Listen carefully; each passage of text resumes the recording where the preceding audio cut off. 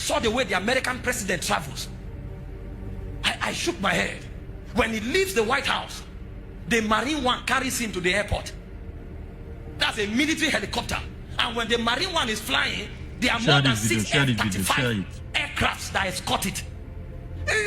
What they call F-35, one is worth over $40 million. One F-35, 6 escorts the Marine One in case anybody wants to mess up. And when he's flying, there's perimeter coverage. No aircraft moves. Everywhere is frozen before he takes off and until he lands. Go study about F-35. These are 5th generation aircrafts.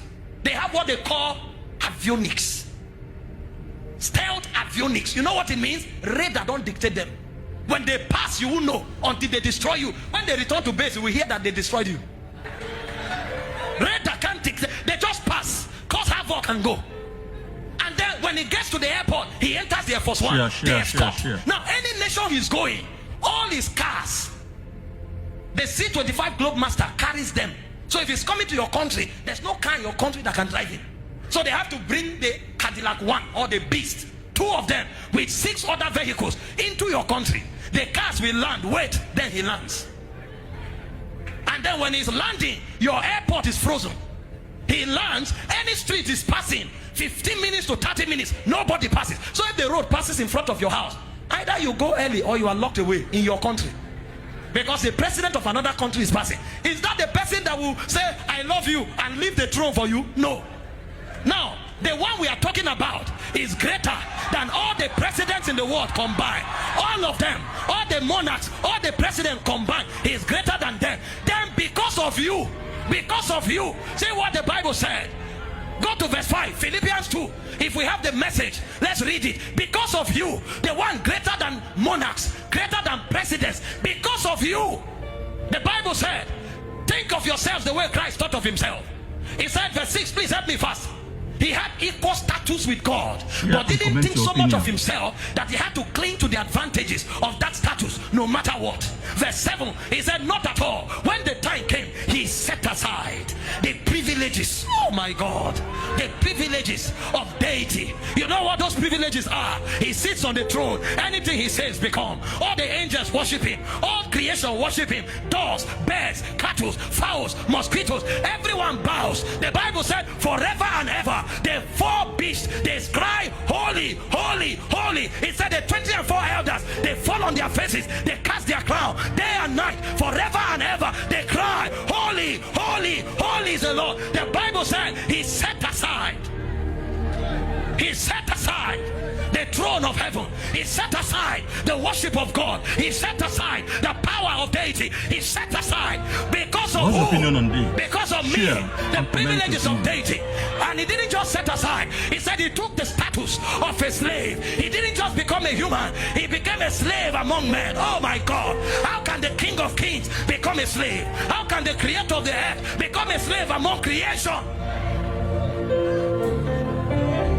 He became a slave. And not just a slave. The Bible said he died the death of a criminal. He died like a criminal, naked before his mother. Oh, when they came to arrest him, he told Peter, put your sword aside. If I wanted, now I can cut 12 legions. I can cut 12 legions. So he could cut 12 legions, but he set it aside. They arrested him. You arrest the master, you arrest the King of Kings. Jesus said, this commandment I have received from my Father. He said, no man taketh my life from me. I have the power to lay it down and to take it up. He allowed himself. You know, when he came to them, he said, whom seek ye? They said, Jesus of Nazareth. He said, I am he. They went back and fell, but he surrendered. They spat on him, they pulled his hair, they beat him, they kicked him. Oh, you need to see what happened to him. Do we have the picture? Where is the media? Show me where they tied him to the pillar. The naked God, they pulled God's garment, they tied God to a pillar, and they were wiping him. The canes they used to flog him, they had bones, they had chisels. Go to the one where they tied him to the pillar. When they flogged him, his skin pulled out. That's God. When you watch Mel Gibson, they tied clothes on him, he was naked. Everywhere they flog God, the skin peels. How can creator be molested by creation? They spat on him. The scripture that described this act was Isaiah 12. If you read Isaiah 52 verse 14, they pulled pulled his bears. They spat at him. Can we have that scripture? Well, I'm coming back to this. Can we have Isaiah 52 verse 14? If you have the message, help me. Oh my God. The master. He said, but he didn't begin that way. At first, everyone abhorred him. You know what abhorring means? Disdain. He said they abhorred him. They said he didn't even look like a human. When they finished dealing with him, even a pig looked better than him. They ruined his face. They disfigured him beyond recognition. So when they finished punishing him, when you saw him, you asked, what creature is this? What is this animal? He didn't look like a human being. He was disfigured. And in that state of disfigured their countenance, they gave him a cross. And he trekked for almost 1 kilometer. God was helpless. God fell 3 times. God. People were looking and mocking. People wanted to help God. Some were cleaning his face. God. And the Bible called it love.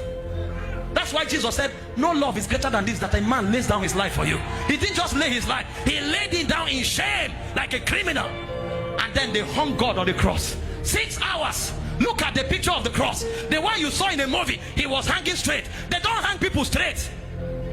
When people hang on the cross, they are bent over. Because you can't even be straight. You are hanging. So what it meant was that he was depressing his diaphragm. He couldn't breathe. Every time he breathed, he had to pull the nail on his wrist up to breathe for 6 hours. That's love. What's your opinion on this? That's love. Share for you and I. When they put the crown on him, it was thorns. And the point came. The biggest of all persecution was when the father turned his back and he cried, Eloi, Eloi. In the history of divinity, they had never separated. Eloi, Eloi. That's spiritual death. Why hast thou forsaken me? It's called the love of God. Do you know why we are audacious when we go out?